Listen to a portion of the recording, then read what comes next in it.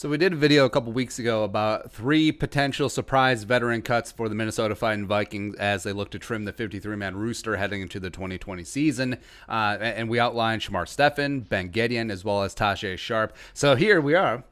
We got 3 more surprise veteran Minnesota Vikings cuts heading into the 2020 season, which, will they have a season? Hopefully. I'm going to cut you so bad you're going to look like you have a chin. If you get that reference, you're the best. Anyways, let's dive in. So, numero uno. Yeah. This probably should have been on the first video. Pat Elflein, left guard, Ohio State. Yeah. Heading to year 4, wanting some more. Do we want some more? Maybe, maybe not. But had shown some flashes of life as a rookie at center, but then moving to guard last couple of seasons.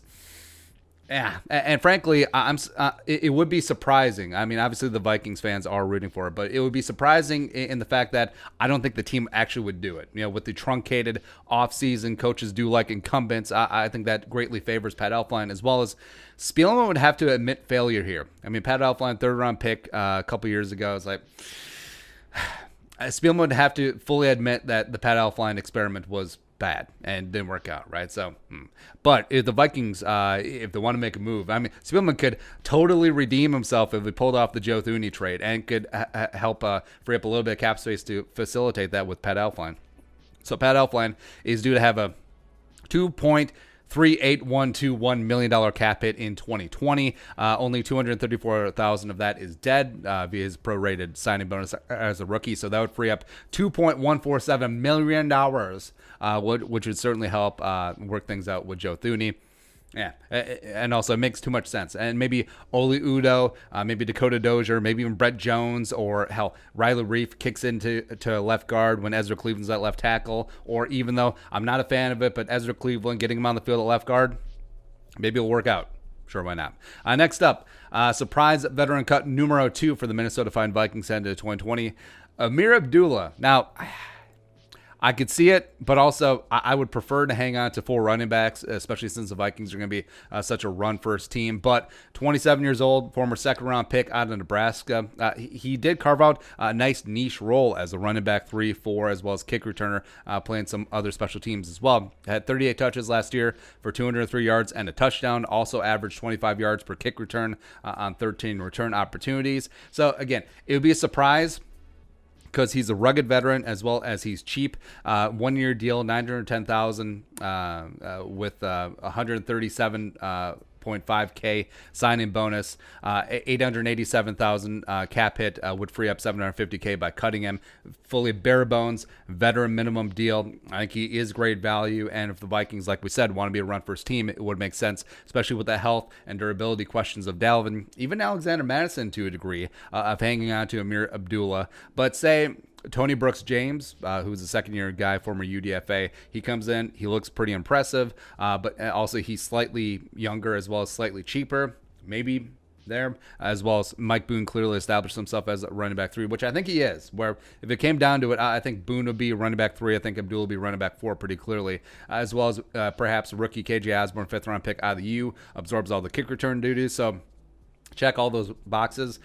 Maybe they'll part ways with Ameer, but again, that would be a very big surprise, in my opinion. Lastly, Sean Mannion.